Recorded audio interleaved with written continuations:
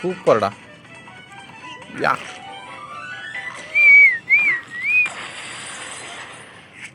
யா அடுத்த வாரம் எக்ஸாமா? சே, அதெல்லாம் அப்புறம் பார்ப்போம். ஃபஸ்ட்டு கேமை முடிப்போம். ஒரு 50 லெவலாச்சும் இன்றைக்கி முடிக்கும். இப்படி தான் எல்லாத்தையுமே நாளைக்குன்னு ஒதுக்கி கடைசியில் செமஸ்டர் எக்ஸாமே நாளைக்கு ஒதுக்கி வைக்கிற பழக்கம் நம்மளுக்கு வந்துடுது. நம்ம வாழ்க்கையில் என்னெல்லாம் பண்ணலைன்னா உருப்பட்டுறலாம் அப்படின்னு பார்க்கலாமா? தள்ளி போடுறது, இங்கிலீஷில் ப்ரோக்ராஸ்டினேஷன் சொல்லுவாங்க.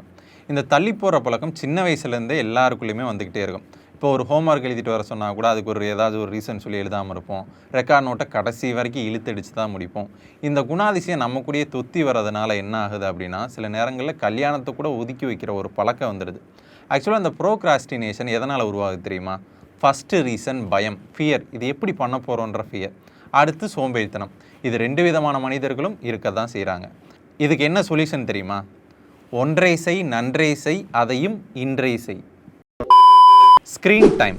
நம்ம ஃபோனு, டிவி, டெஸ்க்டாப்லாம் அதிகப்படியான நேரம் செலவிடுறோம் இல்லையா? ரீல்ஸ் பார்க்குறோம், மூவிஸ் பார்க்குறோம், கேம் விளாட்றோம்.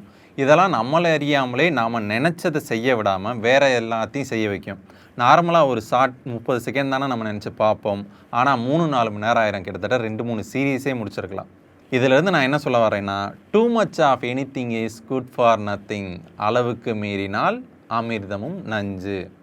இது என்ன பிரமாதம்? இது விட பெசலைட் ஒன்று இருக்கு. Discipline. Don't judge a book by its கவர்னு சொல்லுவோம். ஆனால் நம்ம அதெல்லாமா பண்ணிகிட்டு இருக்கோம். எப்பயுமே ஒருத்தவங்களோட அப்பியரன்ஸை வச்சு அவங்கள நம்ம டிசைட் பண்ணக்கூடிய இடத்துல தான் நம்ம எப்பயுமே இருப்போம். காலிலிருந்து உச்சந்தலை வரைக்கும் பார்க்கக்கூடிய சமூகம் தான் நம்மளுதுன்றதை நம்ம புரிஞ்சுக்கணும். ஸோ நம்மளுடைய ட்ரெஸ்ஸிங் சென்ஸாக இருக்கட்டும், நம்மளோட அப்பியரன்ஸை நம்ம எப்பயுமே கரெக்டாக வச்சுக்கணும்.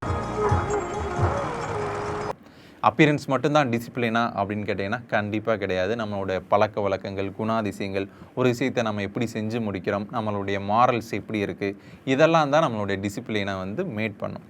பொதுவாக அந்த டிசிப்ளின் இல்லைன்னா என்ன, என்கிட்ட அறிவு இருக்குது, நம்ம சக்ஸஸ் ஆகிடலாம் நம்ம நினைக்கலாம். ஆனால் அப்படி கிடையாதுங்க. பெரிய பெரிய அறிஞர்லேருந்து என்ன சொல்கிறாங்க தெரியுமா? டிசிப்ளினும் சக்ஸஸும் சேம் லைன். டிசிப்ளின் இல்லாமல் வெறும் அறிவு மட்டும் இருந்தால் நம்மளோட சக்ஸஸ் பெர்மனண்ட்டாக இருக்காது, அது ஒரு டெம்பரரியாக இருக்கும்னு சொல்கிறாங்க. Health is wealth. அதெல்லாம் யாருங்க ஃபாலோ பண்ணுறது? காலையில் எந்திரிக்கிறதுலேருந்து நைட்டு ஓடுற வரைக்கும் ஒரே பரபரப்பாக இருக்கும். யாரும் நடந்து கூட போகிறதில்ல. பைக்கு, காரு, ஃப்ளைட்டுன்னு பறந்துக்கிட்டு இருக்கோம். கரெக்டு தானே? அதை வேற ஞாபகப்படுத்திட்டீங்க. நெஞ்சமெல்லாம் பொண்ணா இருக்கு தம்பி. அதுக்கப்புறம் பொதுவாகவே யோகா, உடற்பயிற்சி இதெல்லாம் நம்ம யார் பின்பற்றா சொல்லுங்கள்? எல்லாரும் என்ன நினச்சிக்கிறோம்? நோய் வாய்ப்பட்டுருச்சு, வயசானவங்க மட்டும்தான் அதை ஃபாலோ பண்ணணும் அப்படின்ற ஒரு மித்தே இருக்குது. ஆனால் அப்படி கிடையவே கிடையாது. யோகா நம்மளுடைய உடலுக்கு அதிகப்படியான சக்தியை கொடுக்குது. தியானம் நம்மளோட மூளையோட வளர்ச்சியை தூண்டுது.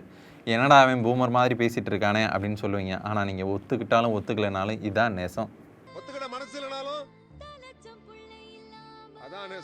இந்த வீடியோ பார்த்துட்டு இருக்க எத்தனை பேர் யோகா தியானம்லாம் பண்ணுறீங்க?